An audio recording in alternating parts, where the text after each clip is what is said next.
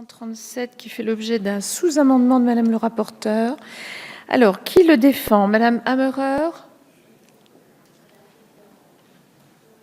Madame le ministre, donc il s'agit d'un amendement qui est en faveur donc des groupements d'employeurs pour l'insertion et la qualification, donc les GEC, pour tout simplement leur donner la possibilité, donc ça existe déjà aujourd'hui, de pouvoir effectivement mettre en place un contrat avec un apprenti, mais la possibilité pour que cet apprenti-là puisse avoir plusieurs lieux au sein même de ce groupement employeur, plusieurs lieux de stage. Je veux tout simplement, par exemple, quand on prend le domaine de l'activité de la propreté, pour ce qui est de l'apprenti, la possibilité pour lui de pouvoir intervenir, par exemple, auprès d'une usine, d'une collectivité, d'une crèche, dont on sait que les procédures, les normes d'hygiène sont différentes. Et ça peut lui permettre d'avoir effectivement un peu plus de polyvalence, mais aussi de s'adapter à ces différents postes de travail. Donc c'est la possibilité pour les GEC, qui je rappelle sont 180 en France, et dont je rappelle aussi également l'importance du rôle qu'ils jouent, parce que ce sont de véritables professionnels de l'accompagnement, donc pourrait effectivement devenir à ce moment-là tuteur, bien entendu, et proposer à cet apprenti plusieurs lieux de stage qui seraient en relation, bien entendu, avec sa formation. Voilà, merci. Merci, Madame la députée. Alors, Madame le rapporteur, vous présentez votre sous-amendement. Ok. Alors, mon sous-amendement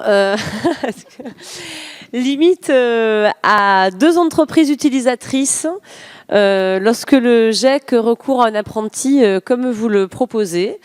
Donc, sous réserve de cette précision, l'amendement que vous proposez me semble judicieux parce qu'il permettra d'assouplir l'apprentissage au sein d'un groupement d'employeurs pour l'insertion et la qualification, GEC, qui pourra se faire donc chez 2 employeurs. Ça me paraît intéressant. Donc, accepté par la commission sous réserve de l'adoption du sous-amendement. Madame la ministre?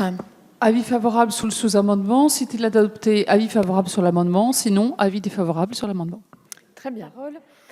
Alors, je vais mettre aux voix cet amendement. Et alors, d'abord, le sous-amendement 2214, qui a reçu un avis favorable de la Commission et du gouvernement.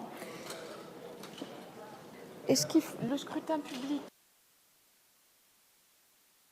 À main levée, le sous-amendement. Qui est pour le sous-amendement? Qui est contre?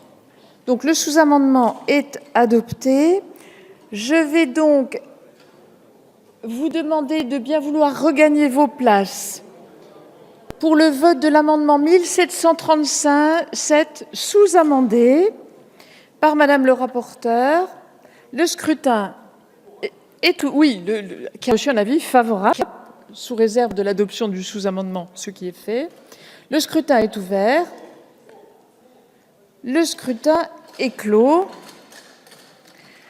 Voici le résultat du scrutin.